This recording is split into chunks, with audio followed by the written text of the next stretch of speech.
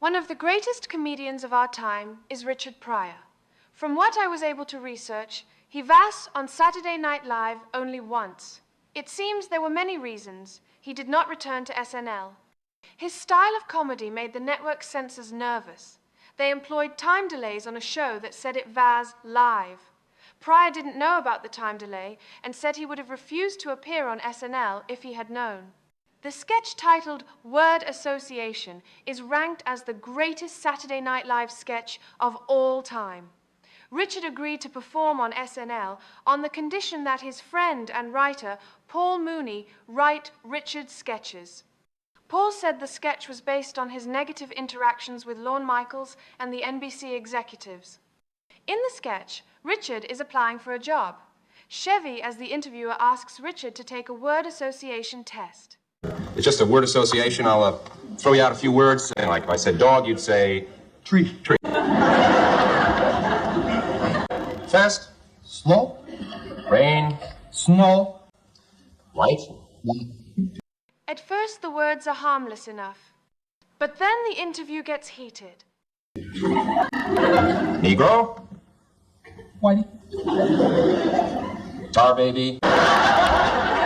What'd you say? Tar baby. Redneck. Jungle bunny. Peckerwood. Birdhead. Cracker.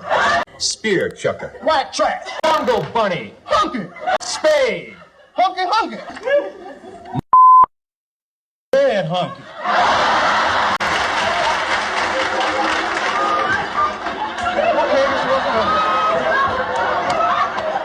I think you're qualified for this job. How about a starting salary of $5,000? Your mama.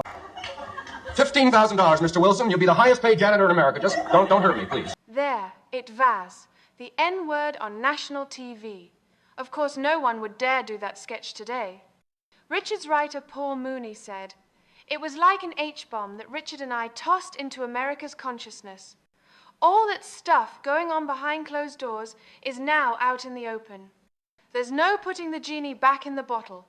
The N-word as a weapon turned back against those who use it has been born on national TV." Just as Lorne Michaels had hoped for, Pryor's appearance raised Saturday Night out of the programming ghetto and established it as a cultural phenomenon. 2 weeks later, New York Magazine dubbed Chevy the funniest man in America.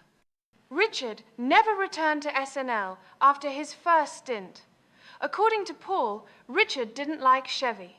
Internet sources state Richard and some SNL staff members felt Chevy was arrogant, disrespectful, and insensitive.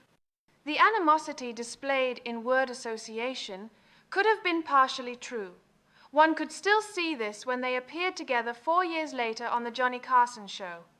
Watch how Chase keeps interrupting Pryor, attempting to interject his own jokes in a failed attempt to be funnier than Pryor. May I say that I have seen Richard's special? No, you may not say that. Okay. I'm very sorry. That's good. In fact, though, that I have seen it, and it's hilarious. It's not quite as funny as mine, but it's really very funny.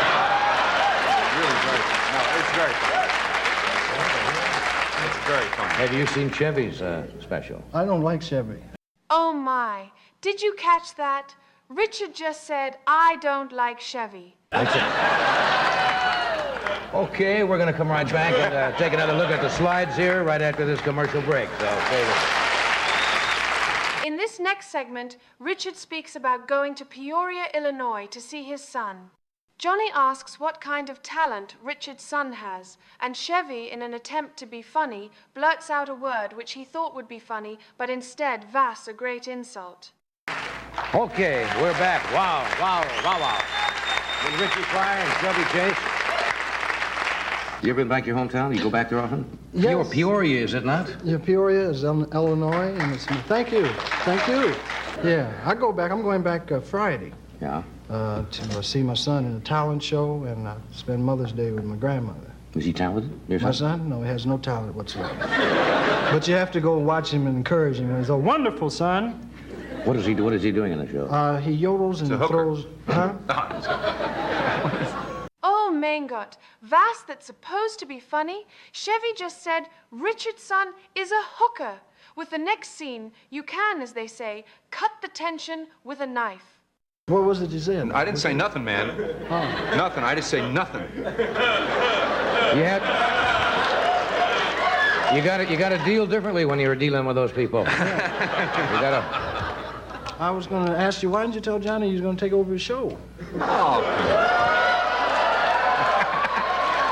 I knew you'd bring that up, and Johnny and I, we've discussed it, and neither of us care. Yeah. That monologue you were doing with the chair is a perfect replacement for Johnny. A lot of chair falls. And Yeah. my opening monologue will be a fall over chair tonight. Thank you very much. You guys better be big hits tomorrow night. Please be sure to catch future episodes where we explore when Saturday Night Live was funny.